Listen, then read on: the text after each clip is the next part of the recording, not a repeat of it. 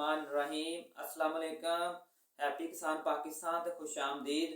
तो जी दोस्तों, आलू के हवाले नाल वीडियो लैके तुहाडी खिदमत च हाज़र हाँ जी। अज 13 फरवरी 2024 है जी। और मैं अपने दोस्तों नूं उकाड़ा सब्जी मंडी दे विच ताज़ा जिहड़े आलू दे रेट ने वो पेश करांगा और आलू दे बारे चंद गल्लां अपने दोस्तों नाल शेयर करांगा। आलू दे रेट दे विच कुछ बेहतरी है अगले पिछले 4-5 दिन तो देखा जाए तो आलू के रेटां दे विच सफेद और लाल दोवां दे विच कुछ बेहतरी है। यानी कि अगर बोरी की गल करिए तो बोरी मगर 200 तो 300 रुपये 400 रुपये तक भी जी रेटां दे विच बेहतरी आई है। इहदियां की वजूहात ने और मैं अपने दोस्तों नाल ये भी शेयर करांगा कि आने वाले दिनों के विच आलू के की हालात रहणगे। तो जी दोस्तों, सारा नालों पहला मैं उकाड़ा सब्जी मंडी के अज के रेट जोड़े तुहाडी खिदमत पेश करना वा। अज 13 फरवरी को तकरीबन उकाड़ा सब्जी मंडी के विच अगर आलूआं की आमद देखा जाए तकरीबन 57,000 बोरी तक जिहड़ा सी वो माल आया वे। हुण पक्की पटाई की जिहड़ियां ने वो माल वो आ रहा है और बहुत ज़्यादा आलू की पटाई हो रही है और लोग आलू नूं स्टोर भी करते पे आ और ढेरी भी लगती पई और मंडियां दे विच भी ठीक ठाक जिहड़ा माल वो आ रहा है। अगर सफेद नार्मल हल्के माल की गल करिए तो वह उकाड़ा सब्जी मंडी के अज फी बोरी का जिहड़ा रेट सी 2800 रुपया सी। अगर VIP माल सफेद की गल करिए तकरीबन 3500 रुपये तक मजीका और सेंटा जिहड़ा 3500 रुपये तक भी बोरी जिहड़ी सेल हुई है। रवेरे की गल करिए रवेरा जिहड़ा सी अच्छा माल 3400 रुपये तक जिहड़ा रवेरा सेल होया है। अगर सुरख माल की गल करिए सुरख माल जिहड़ा नार्मल कमज़ोर माल सी उहदा रेट 3400 रुपये तक शुरू होया जी।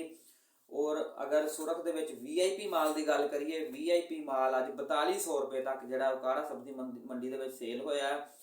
अगर मैं बीज की गल करा बीज का रेट अज 1900 रुपया सी और गोली जिहड़ी है वह भी 1500 रुपये तक जिहड़ी बोरी सी उकाड़ा सब्जी मंडी दे विच सेल हुई है। तो जी दोस्तों, मैं अगे भी अर्ज किया है कि आलू के रेटां दे विच कुछ बेहतरी है। हालांकि आलू हुण मार्केट च काफ़ी ज़्यादा पटाई भी बहुत ज़्यादा हो रही है।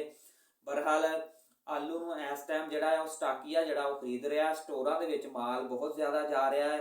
और मैं एक क्यास राई कर रहा वा कि तकरीबन 15 तो 20 दिन तक जिहड़े स्टोर ने फुल हो जाने हैं और स्टोरां दे विच जिहड़े लोग मार्च चले जाणगे उन्हां नूं स्टोर के अंदर बीज रखने भी जिहड़ा मसला मसैल आ सकते हैं।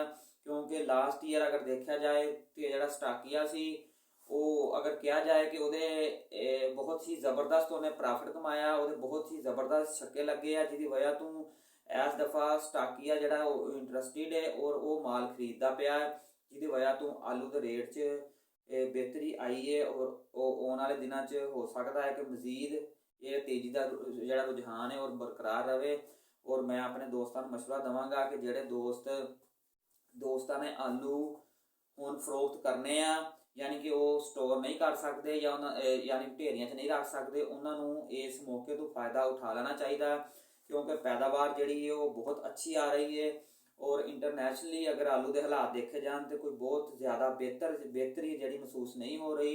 अगर तुहानूं हुण आलू दे विच प्रॉफिट नज़र आता है कि तुसीं आलू अपने बेहतर यह है कि सारे आलू नूं स्टॉक ना करो ना ढेरियां लाओ कुछ आलू अपना सेल भी कर लो ताकि आने वाले दिनों तुहानूं परेशानी का सामना ना करना पवे। क्योंकि यही क्यास राई की जा रही है कि स्टोर भी फुल हो जाएंगे और ढेरियां भी बाहर ठीक ठाक लगनगियां क्योंकि आलू जिहड़ा है वो बहुत ज़्यादा लगा सी और उसकी पैदावार भी बड़ी ज़बरदस्त आ रही है। तो जी दोस्तों, आलू के हवाले नाल वीडियो सी अगर अच्छी लगे लाइक कर देना दोस्तों को शेयर कर देना।